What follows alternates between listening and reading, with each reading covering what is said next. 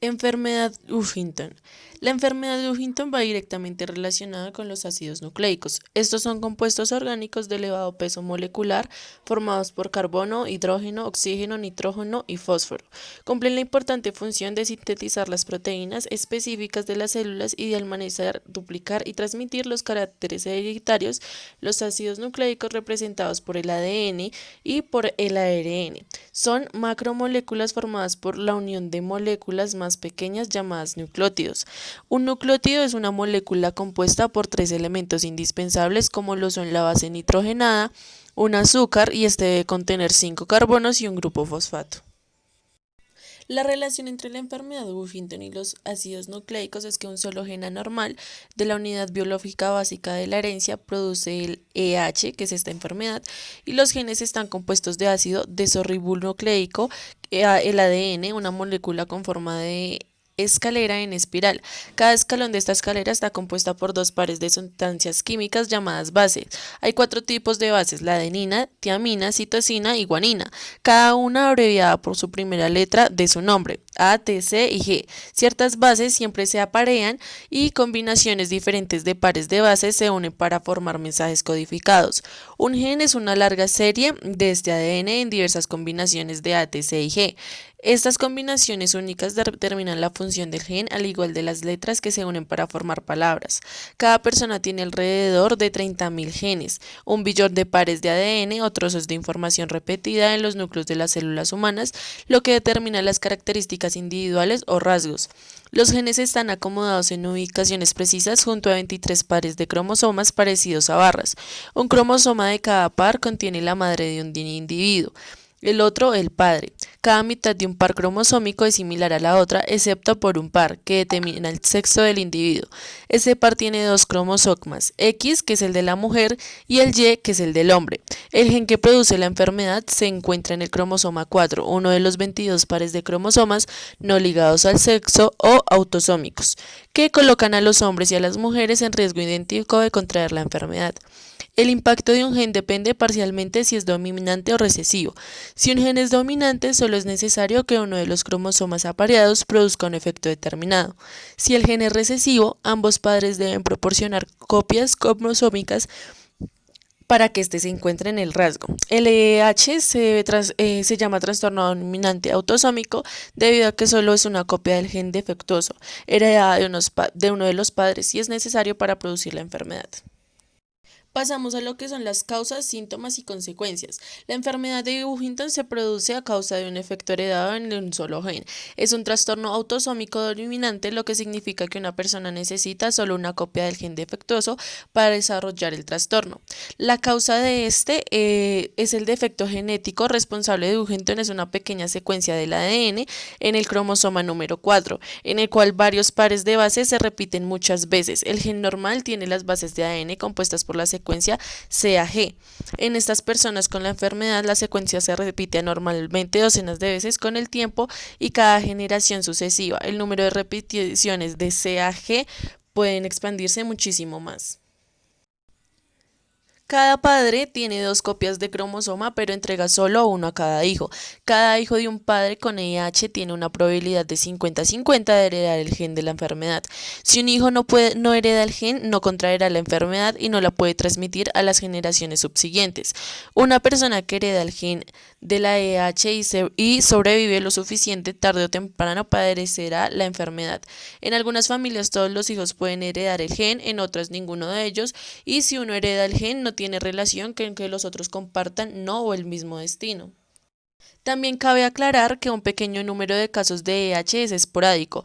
Esto significa que se produce aunque no hayan antecedentes familiares del trastorno. Se cree que estos casos están causados por una nueva mutación genética, una alteración en el gen que se produjeron durante el desarrollo de la esperma y que lleva el número de repeticiones del CAG al rango de causa de la enfermedad.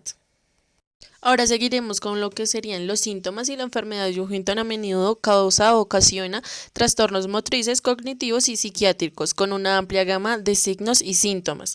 Algunos de estos síntomas son los trastornos del movimiento espasmódicos o de contorsión involuntarios, problemas musculares como rigidez o contracturas musculares, movimientos oculares lentos o anormales, marcha, postura y equilibrio afectados, dificultad para hablar o tragar. El deterioro en los movimientos voluntarios, a diferencia de los movimientos involuntarios, puede tener una mayor repercusión en la capacidad de la persona para trabajar, realizar actividades cotidianas y comunicarse y ser independiente. Los trastornos cognitivos serían la dificultad para organizarse, establecer prioridades o enfocarse en tareas, falta de flexibilidad o tendencia a quedarse sumido en un pensamiento, conducta o acción, falta de control en los impulsos que pueden tener como consecuencias arrebatos, actuar sin pensar y promiscuidad sexual, falta de conciencia sobre las conductas y habilidades propias, lentitud para procesar pensamientos o encontrar las palabras adecuadas, dificultad para aprender información nueva. Encontramos también el trastorno psiquiátrico, que es uno de los más frecuentes asociado a la enfermedad de Huntington, es la depresión, y no se trata solamente de una reacción al recibir el diagnóstico de la enfermedad, sino que por el contrario la depresión aparece ocurrir debido a las lesiones en el cerebro y posteriormente a cambios en el funcionamiento cerebral. Estos son algunos de los signos y síntomas: la sensación de irritabilidad, tristeza o apatía, aislamiento social, insomnio, fatiga y pérdida de energía, ideas frecuentes sobre la muerte o morir el suicidio. Otros trastornos psiquiátricos frecuentes son el trastorno obsesivo compulsivo, una afectación caracterizada por pensamientos recurrentes o invasivos y conductas repetitivas, la manía, que puede ocasionar un estado de ánimo elevado, hiperactividad, conductas impulsivas y autoestima excesiva, trastorno bipolar, una afección en episodios alterados de depresión y manía. Además de los trastornos mencionados, la pérdida de peso es común en las personas que padecen la enfermedad, especialmente a medida que la enfermedad va avanzando. Los síntomas que se presentan en esta enfermedad en la etapa juvenil son los cambios de conducta, dificultad para prestar atención, disminución rápida y significativa del desempeño escolar general, los problemas de conducta. Y cambios físicos: tenemos músculos contraídos, rígidos y que afectan la marcha, temblores o movimientos involuntarios leves, caídas frecuentes o torpeza y en algunos casos convulsiones. Entre las consecuencias que puede causar esta enfermedad está la muerte. Las capacidades funcionales de una persona empeoran progresivamente con el tiempo. La tasa de avance y duración de la enfermedad varía. El tiempo desde la aparición de la enfermedad hasta la muerte por lo general es de 10 a 30 años. Si la aparición de la enfermedad durante la infancia o la juventud, generalmente provoca la muerte dentro de los 10 años. La depresión clínica relacionada con la enfermedad puede incrementar el riesgo de suicidio. Como lo había dicho anteriormente, esta es una de las causas que provoca dicha enfermedad. Algunas investigaciones sugieren que el mayor riesgo de suicidio se da antes de que se realice el diagnóstico y en las etapas intermedias de la enfermedad, cuando una persona comienza a perder la independencia. A la larga, una persona que tiene la enfermedad requerirá ayuda con todas las actividades cotidianas y atención médica. En las etapas finales de la enfermedad, la persona quedará postrada en la cama y no podrá hablar. Sin embargo, una persona con la enfermedad por lo general podrá comprender el idioma y reconocer a los amigos y familiares. Sin embargo, algunos que no reconocerán los familiares. Las causas de muerte frecuentes por esta enfermedad son la neumonía, otras infecciones, lesiones relacionadas con las caídas y complicaciones relacionadas con la imposibilidad de tragar. Como prevención, a las personas que tienen antecedentes familiares conocidos de la enfermedad deberían practicarse o considerar hacer las pruebas genéticas y opciones de planificación familiar. Si un progenitor se está en riesgo de considerarse realizarse pruebas genéticas, puede ser útil programar una cita con un consejero genético.